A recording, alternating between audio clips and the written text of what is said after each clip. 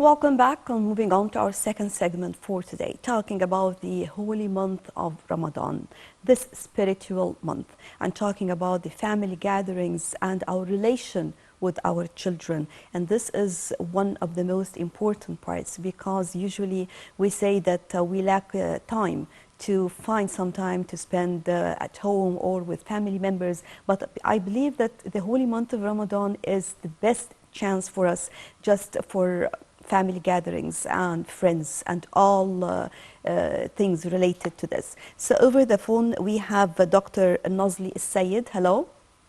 Hi, good morning. Good morning. So I'm talking about the fact of the family gatherings during the holy month of Ramadan. And this is one of the most important parts actually, because we are all together, sitting together, talking together, especially when it comes to our children with us and taking this opportunity to teach them more about Islam, more about good behaviors and tolerance and helping others as well. Of course, yes. First of all, Ramadan Kareem for everyone. And yes, Ramadan is a very good occasion for the gathering of the family. We gather also most of the year all around. We're really busy. Timing schedule is different for everyone in the family. But during Ramadan, it's some kind of we have a set schedule for everyone. It's the same one. We all sit around the table at the same time, which is iftar. So I believe that the parents or the guardians, they can make a very good, it's a good opportunity. I mean, it's a good chance and make good use of it with the kids, because being there together, we can start showing them an example how to table manners, how to respect each other, how to be showing more empathy and kindness towards the poor. All these traits and all these morals that we started to be lacking or forgetting in the society. This is the really very good opportunity for us to start giving to our kids.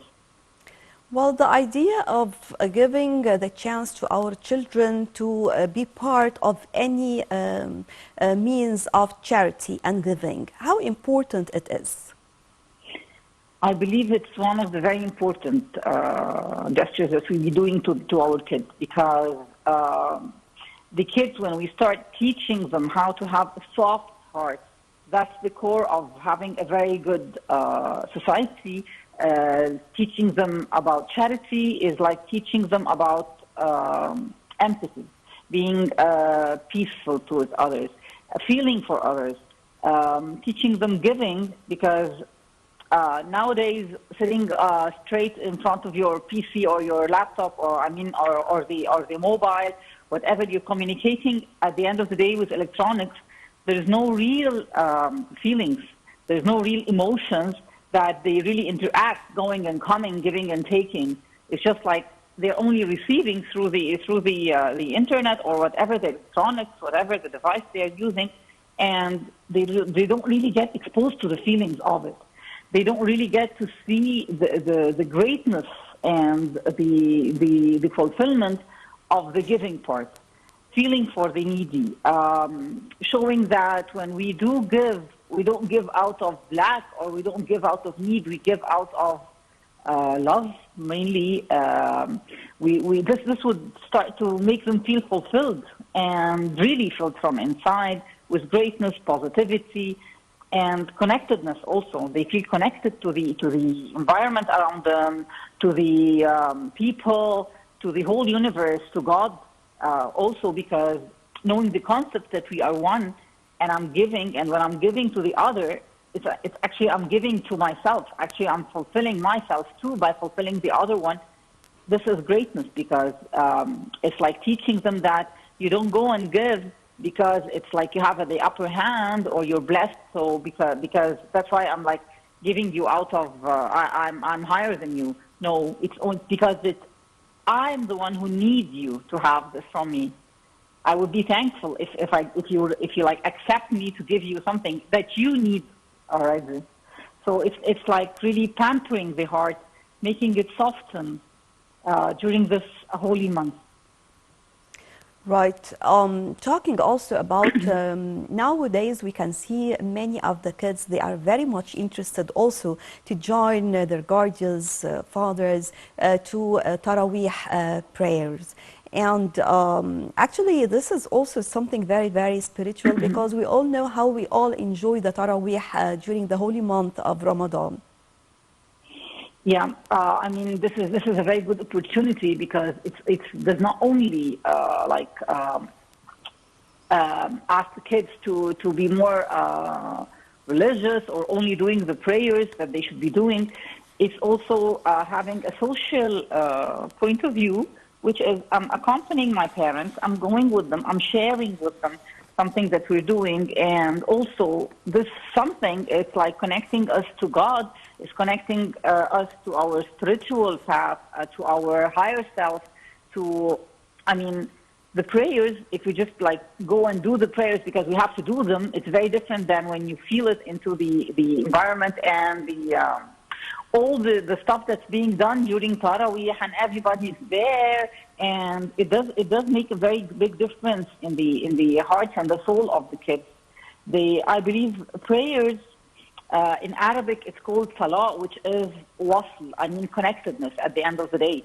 So if you're really connected, if you're doing your prayers, then you're connected. You're connected with everything around you. You're connected with yourself. You don't feel out. You don't feel alone. There's no loneliness. It's at the end of the day, you're still there and connected to everything there.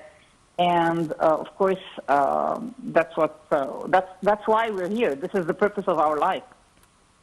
Well, actually, during the holy month of Ramadan, we have many different charity initiatives.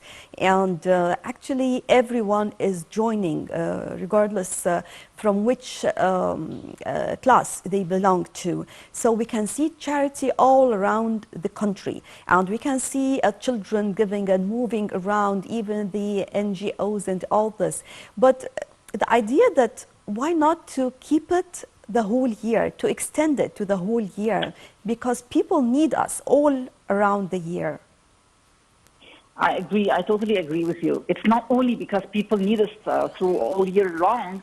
It's also if I start teaching the kids that the concept of giving, how really fulfilling, and they start really feeling it, that they are the ones who really benefit from giving to the poor. They are the ones who are really benefiting and really, I mean, on the social level, on the soul level, everything. They are the ones who are benefiting. They would start to give because what's in it for me?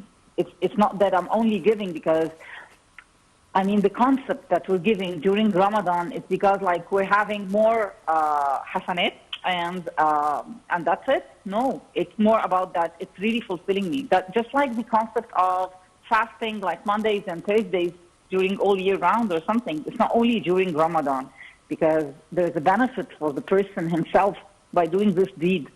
When we start teaching them this, I mean, start with yourself, fill yourself, know that what you're giving, it's really filling you, then you would start to want to give it all year round because I want to feel filled all year round.